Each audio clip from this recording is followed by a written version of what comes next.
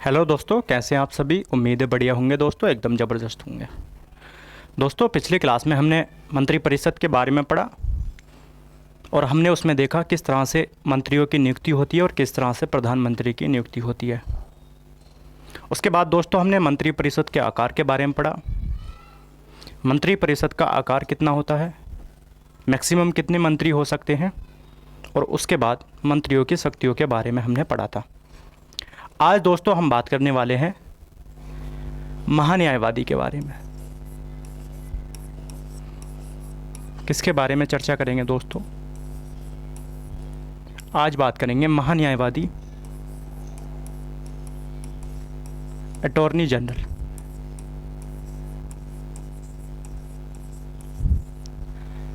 दोस्तों, महान्यायवादी की जब हम बात करते हैं तो महान्यायवादी पद का प्रावधान भारतीय संविधान के अनुच्छेद 76 में कर रखा है। यानी महान्यायवादी भारत का सर्वोच्च विधि अधिकारी है या सर्वोच्च कानूनी अधिकारी है, या फिर कह सकते हैं कि महान्यायवादी भारत सरकार का वकील है। यानी अगर हम महान्यायवादी की बात करें तो महान्यायवादी पद का प्रावधान भारतीय संविधान के अनुच्छेद 76 में कर रखा है और भारत का महान्यायवादी भारत का सर्वोच्च विधि अधिकारी होता है, कानूनी अधिकारी होता है, या फिर भारत सरकार का वकील भी इसको कह सकते हैं।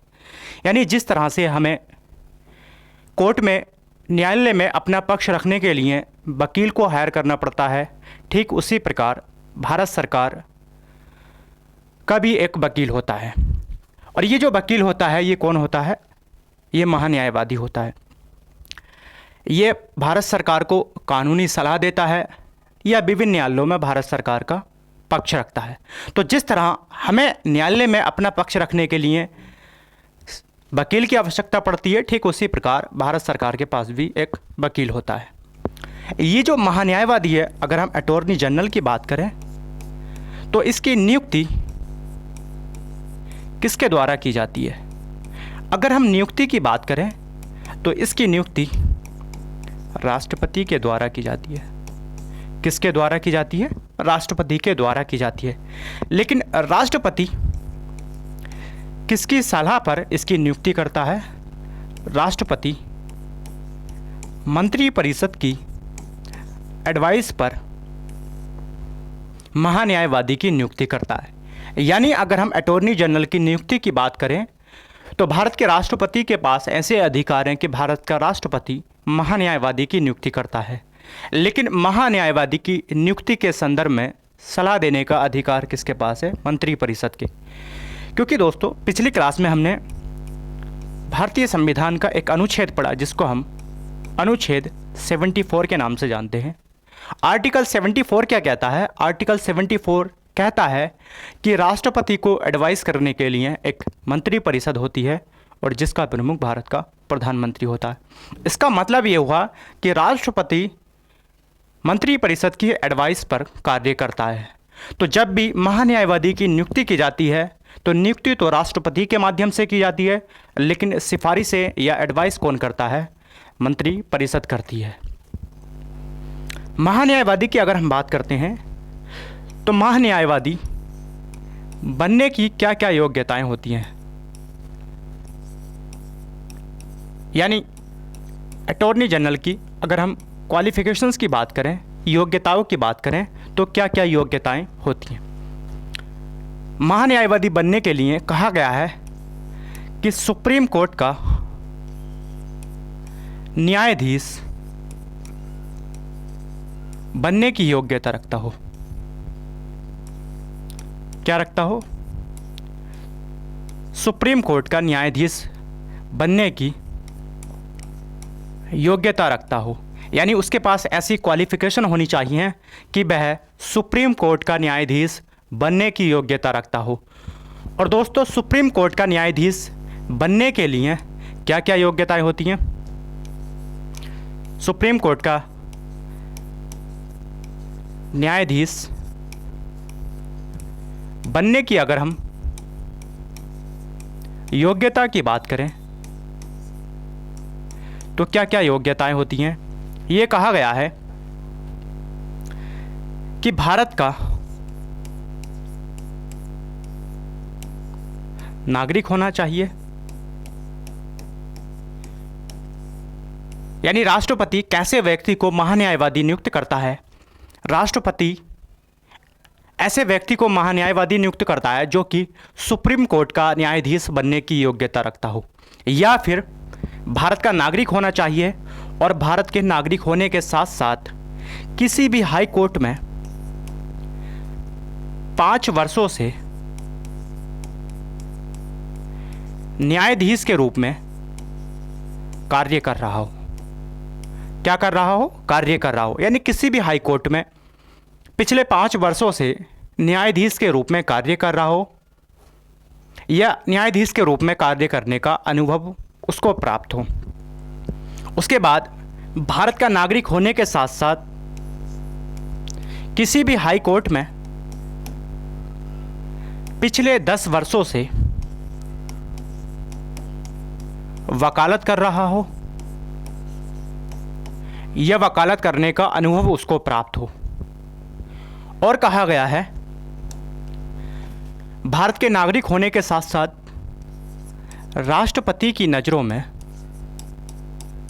किसकी? राष्ट्रपति की नज़रों में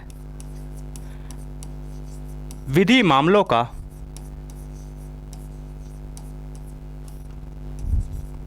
अच्छा जानकार हो।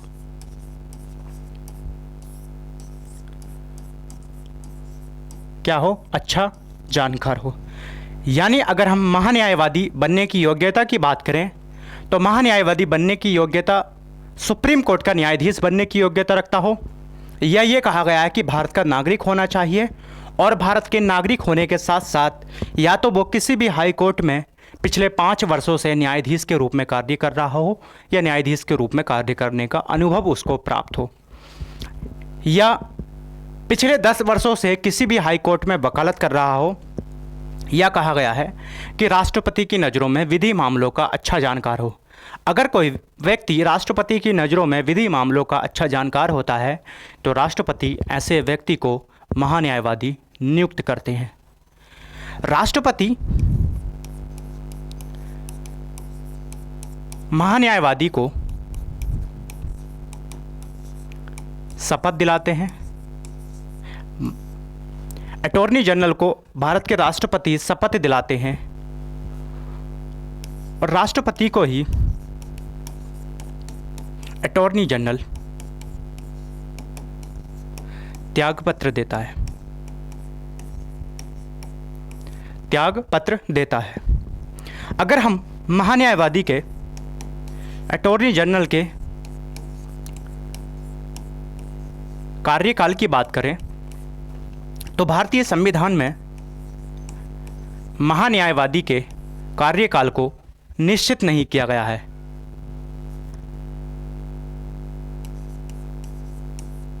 संविधान में महान्यायवादी का कार्यकाल निश्चित नहीं है, बल्कि ये कहा गया है कि ये जो अटॉर्नी जनरल होता है ये राष्ट्रपति के प्रसाद पर्यंत पद धारण करता है।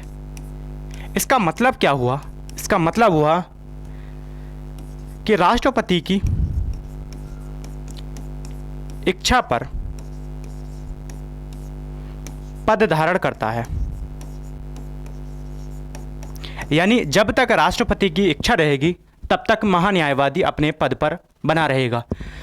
अगर हम महान्यायवादी की बात करें तो महान्यायवादी राष्ट्रपति के प्रसाद पर्यंत पद धारण करता है, यानी भारतीय संविधान में इसके कार्यकाल को निश्चित नहीं किया गया है कि इतने बरस का इसका कार्यकाल होगा, बल्कि ये कहा गया है कि महान्यायवादी राष्ट्रपति के प्रसाद पर्यंत पद धारण करता है, यानी राष्ट्रपति की इच्छा तक वो अपने पद पर बना रहेगा। जब राष्ट्रपति की इच्छा करेगी तब उससे क्या है, त्यागपत्र ले सकता है। और चूंकि महान्यायवादी की नियुक्ति मंत्रिपरिषद की सिफारिशों पर होती है, तो मंत्रिपरिषद किसी भी समय राष्ट्रपति से सिफारिशें कर सकती है महान्यायवादी का त्यागपत्र लेने के लिए।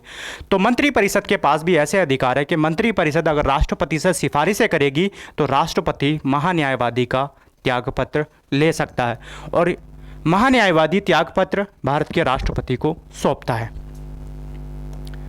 अगर हम महान्यायवादी के वेतन की बात करें तो अलग से इसको कोई वेतन प्राप्त नहीं होता है, बल्कि महान्यायवादी को पारिश्रमिक प्राप्त होता है,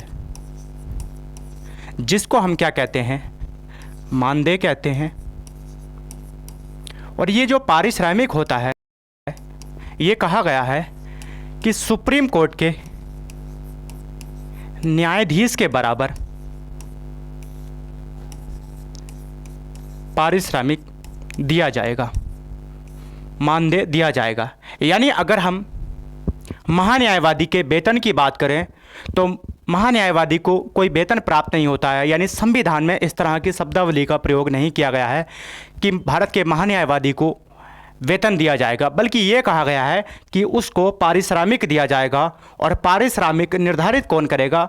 भारत के राष्ट्रपति के पास ऐसे अधिकार है कि भारत के राष्ट्रपति महान्यायवादी का पारिश्रमिक या मानदेय तय करता है। और ये कहा गया है, वर्तमान समय की अगर हम बात करें तो वर्तमान समय में सुप्रीम कोर्ट के न्यायाधीश के बराबर महान्यायवादी को पारिश्रमिक दिया जाता है। यानी कितना मानदेय दिया जाता है? जितना सुप्रीम कोर्ट के न्यायाधीश को वेतन प्राप्त होता है उतना मानदेय भारत के महान्यायवादी को दिया जाता है। महान्यायवादी की जब हम बात कर रहे हैं दोस्तों, तो महान्यायवादी के क्या कार्य होते हैं, यानी अटॉर्नी जनरल के कार्य की अगर हम बात करें तो अटॉर्नी जनरल विभिन्न न्यायालयों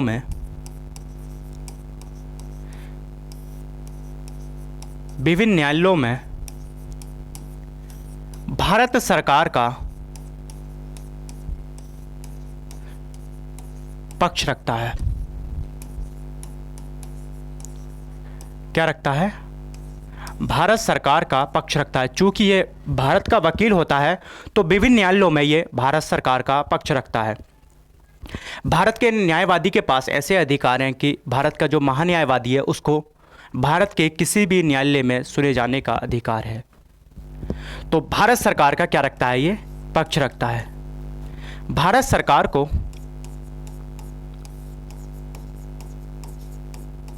सरकार को विधि संबंधी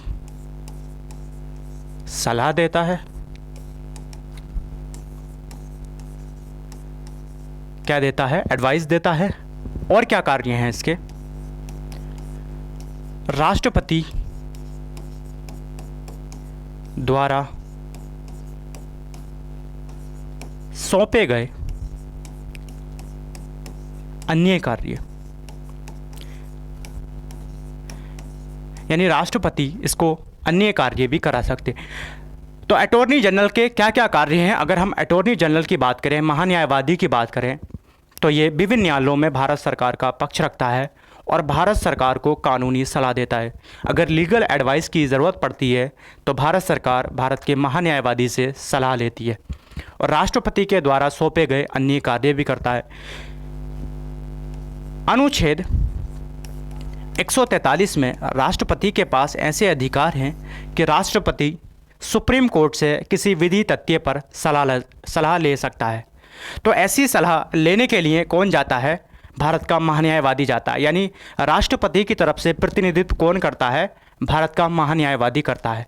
तो भारत के महान्यायवादी के कार्य की अगर हम बात करें तो विभिन्न न्यायालयों में भारत सरकार का पक्ष रखता है, सरकार को कानूनी सलाह देता है और राष्ट्रपति के द्वारा अगर कोई कार्य सौंपा जाता है तो उसको भी पूरा करता है। महान्यायवादी की शक्तियों की अगर बात की जाए तो महान्यायवादी के पास क्या क्या शक्तियां प्राप्त होती हैं?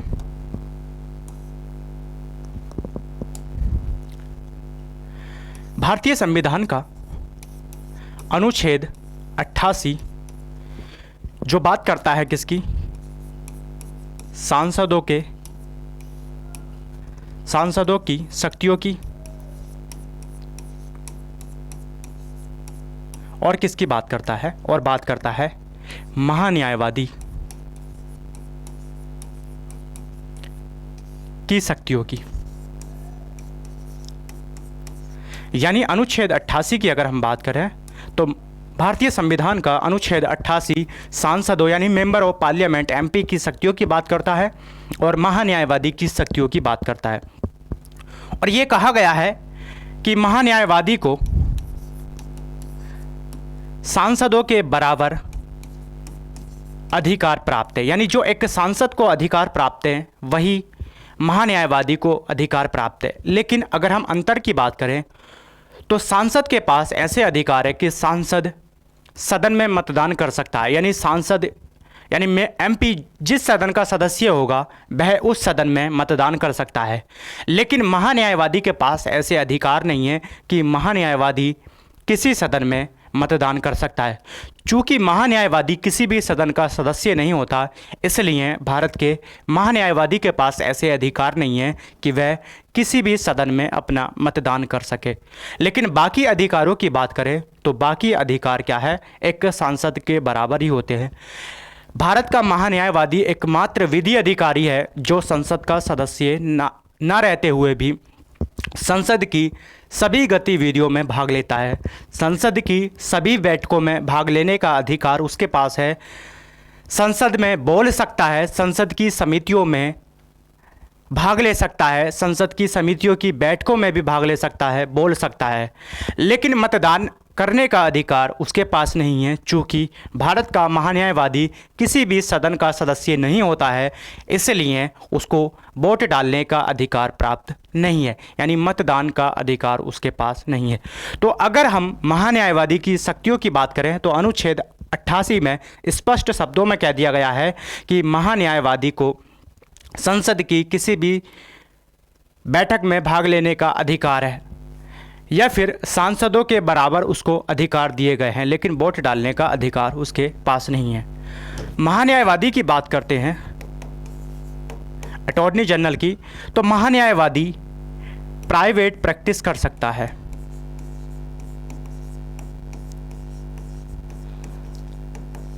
क्या कर सकता है? प्राइवेट प्रैक्टिस कर सकता है।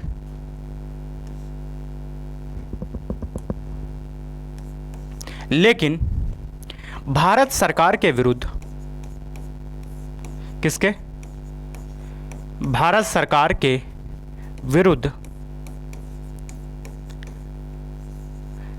केस नहीं लड़ सकता। केस नहीं लड़ सकता। यानी भारत के जो महान्यायवादी है उसके पास ऐसे अधिकार हैं कि वो प्राइवेट प्रैक्टिस कर सकता है, लेकिन भारत सरकार के विरुद्ध केस नहीं लड़ सकता है। वो किसी निजी व्यक्ति का केस लड़ सकता है, सिविल केस लड़ सकता है, क्रिमिनल केस लड़ सकता है, लेकिन वो ऐसा केस बिल्कुल नहीं लड़ेगा जो कि भारत सरकार के विरुद्ध हो। या किसी निजी व्यक्ति का अगर उसको केस लड़ना भी है तो राष्ट्रपति की अनुमति उसको लेनी पड़ेगी, तब जाकर वो किसी निजी व्यक्ति का केस लड़ सकता है। तो जो भारत का महान्यायवादी है उसके पास अधिकार हैं कि वो प्राइवेट प्रैक्टिस कर सकता है। यानी बाहर भी क्या है, वो प्रैक्टिस कर सकता है और किसी व्यक्ति का केस लड़ सकता है। दोस्तों, अगर हम महान्यायवादी की बात कर रहे हैं तो भारत के प्रथम महान्यायवादी कौन थे? अगर हम प्रथम महान्यायवादी की बात करें तो भारत के प्रथम महान्यायवादी MC सीतलवाड़ थे। MC सीतलवाड़ थे और इनका कार्यकाल 1950 से 1963 तक था। यानी इनका कार्यकाल सबसे लंबा कार्यकाल रहा, लगभग 13 वर्षों तक ये अपने पद पर बना रहे थे। जबकि वर्तमान महान्यायवादी की बात करें तो वर्तमान में भारत के महान्यायवादी कौन है? R वेंकट रमणी भारत के महान्यायवादी हैं। यानी वर्तमान भारत के महान्यायवादी कौन है? R वेंकट रमणी वर्तमान में भारत के महान्यायवादी हैं। तो दोस्तों बने रहिएगा हमारे साथ, मिलते हैं नेक्स्ट क्लास में।